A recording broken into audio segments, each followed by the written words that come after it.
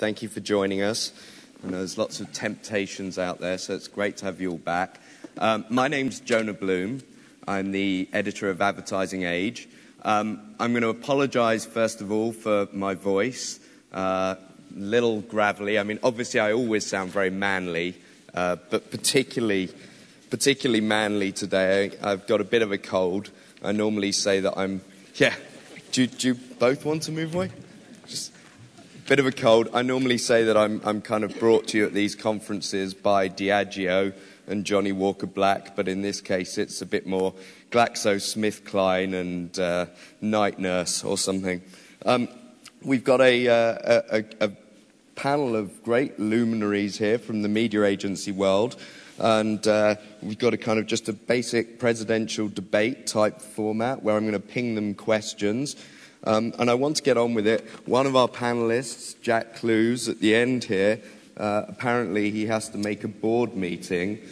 He thought that Maurice Louis was more important than the rest of us. Just this much.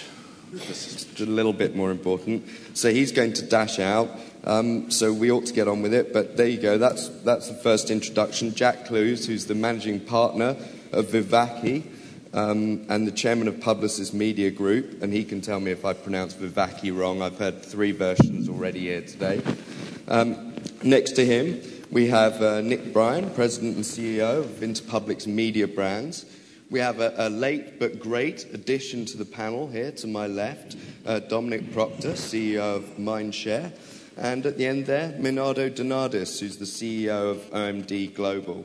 So, chaps, we'll just get into it. And Jack, seeing as you're going to dash off, I'm going to start with you. Okay. I think it's the elephant in the room is the recession.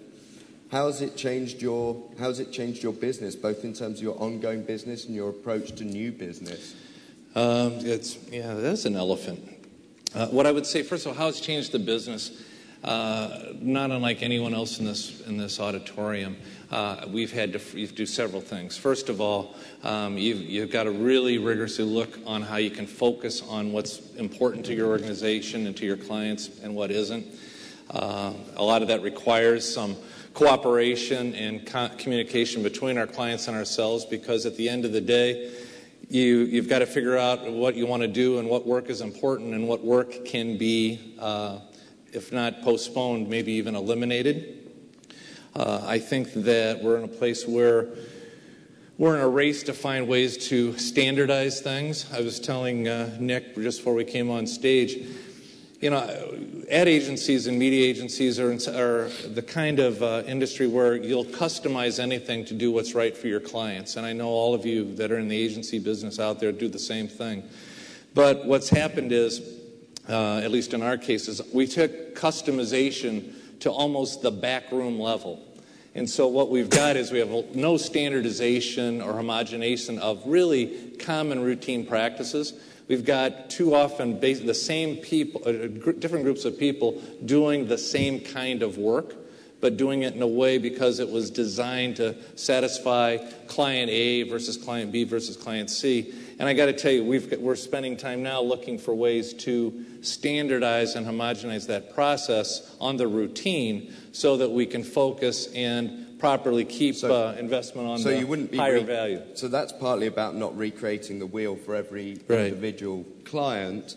But do we also need some standardization across the media owners and the media agencies in terms of the way you measure things? Dominic?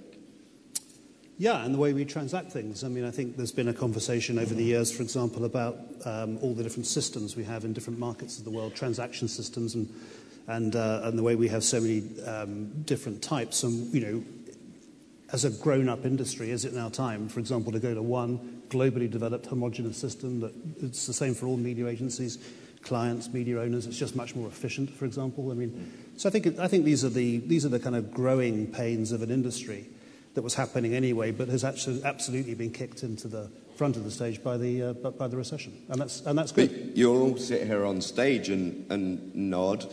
But is it possible that you could actually see competitors all agreeing to work through one transactional system? Well, doesn't it happen in the banking system? Look at stock exchanges. Airline bookings. Normally you buy and sell shares in one system. That never seems to have stopped the media industry being more childish than that. So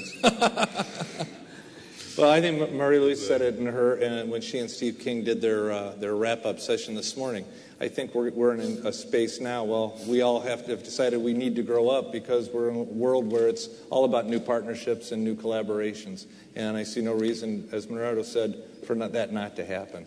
Now, when we're talking about new partnership and new collaboration, we've already heard a bit about this today. But one of the interesting things is, you would think at the very least there would be collaboration between the client and the agency, and then we'll talk about the agency and the media owner, but at least between the client and the agency.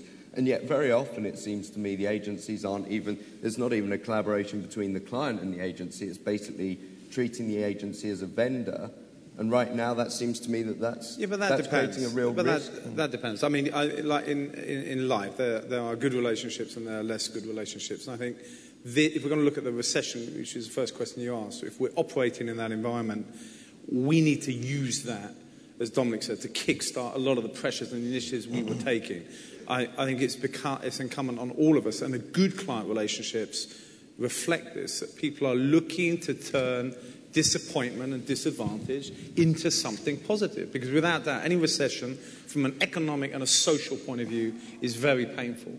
And it makes no sense to simply live with that pain as opposed to think from a design point of view. I mean, you talk about the relationship between the agencies and the media owners. By design, as opposed to continual effort, I think we've got to be looking at structures of businesses to say, how are we working? So that's the same conversation we've been having with clients, but we've not had that with media owners, and I think that's a huge opportunity. But both in terms of the client relationship and the agency relationship, obviously right now we've got some major risks being taken. Do you feel, Nick, like you're exposed to too much risk right now on behalf of your clients? It's the nature of the industry that we're always going to be taking a certain amount of risk. We've also got, along with Jack, along with all of us on the stage, we've all got automotive players. There's challenges around that. And I think there's a lot of concern that what happens in terms of the relationship with the media owner, should there be bankruptcies and this kind of thing. Yeah. I think those have to be talked out. This is where, to a certain extent, everyone's in the same economic problem. Right. So if we continue to compartmentalise it between the agency, the client, and the media owners, we won't get the level of effectiveness to resolve these issues as well as long-term design improvement. And I think that's the opportunity. Does that mean that sequential liability is not the answer, that there has to be a different way of structuring some of the risk involved? Well, that's a huge question, and I think long-term, yes, we can't do this overnight, but I was telling the story over lunch. I bumped into a friend I knew at university, hadn't seen him for 25 years, right, and he's a lawyer for a big global legal practice, and he asked me what I did, and I told him. It took me about 20 minutes to explain, and he said, right, so if I've got this right, you spend upwards of $10 billion of other people's money, you take maybe 2 or 3, 4% of that.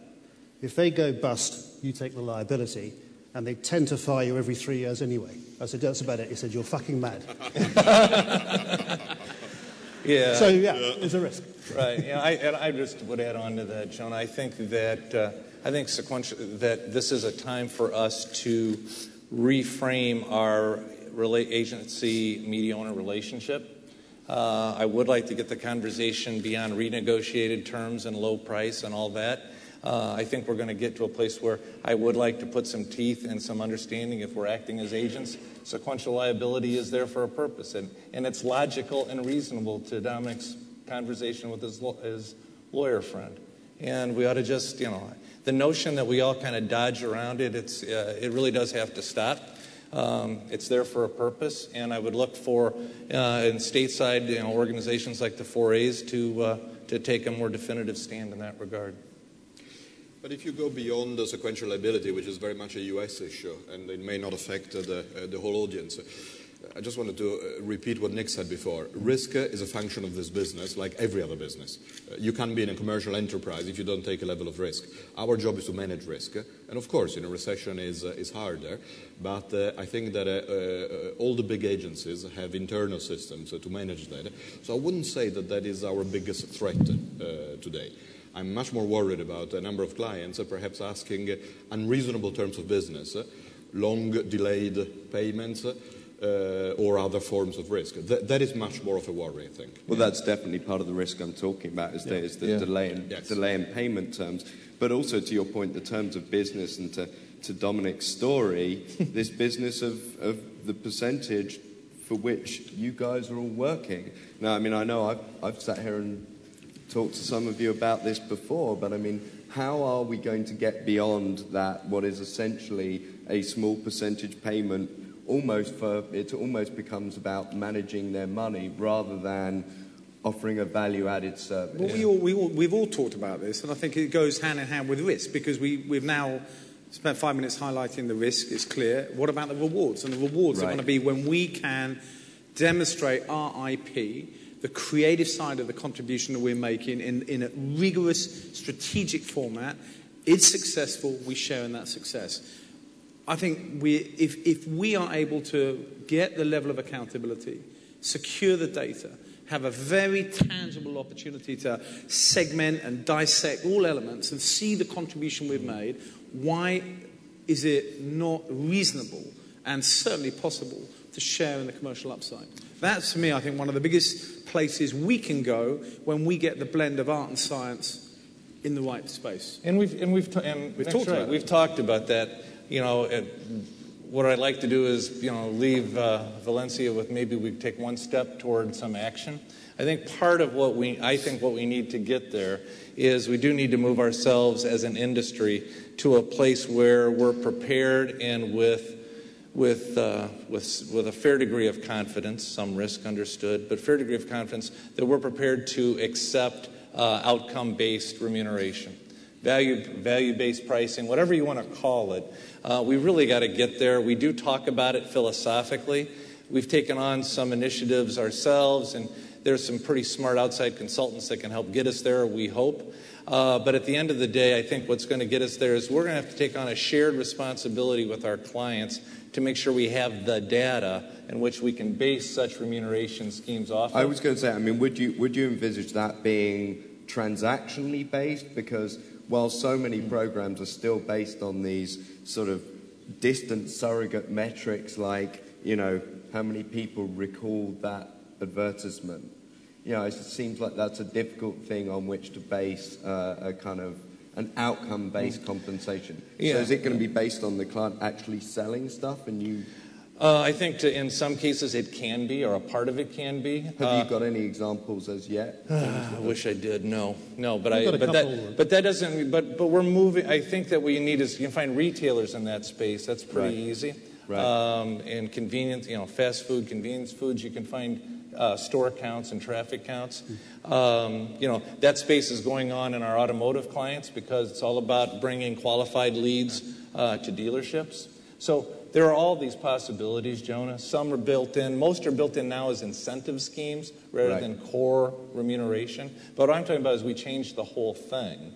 And in order for the whole thing to change, we both have to, I think, share in identifying the data needed, the cost to capture the data, and then what it's going to take for us to automate it, to steward it properly. And we just need to get to that next step. And then we tend to put it off on our clients. Does there need to be a common agreement between you guys to operate that way? Otherwise, you're going to always have someone... No, and I think it's different client by client. And what it normally happens is that you're measured on a pool of KPIs anyway. It's never just one thing. It's very, very rare. I've never seen it when it's just one. And if you're measured against a pool of KPIs which are relevant to the marketing strategy of the client, they tend to be different time by time. Okay.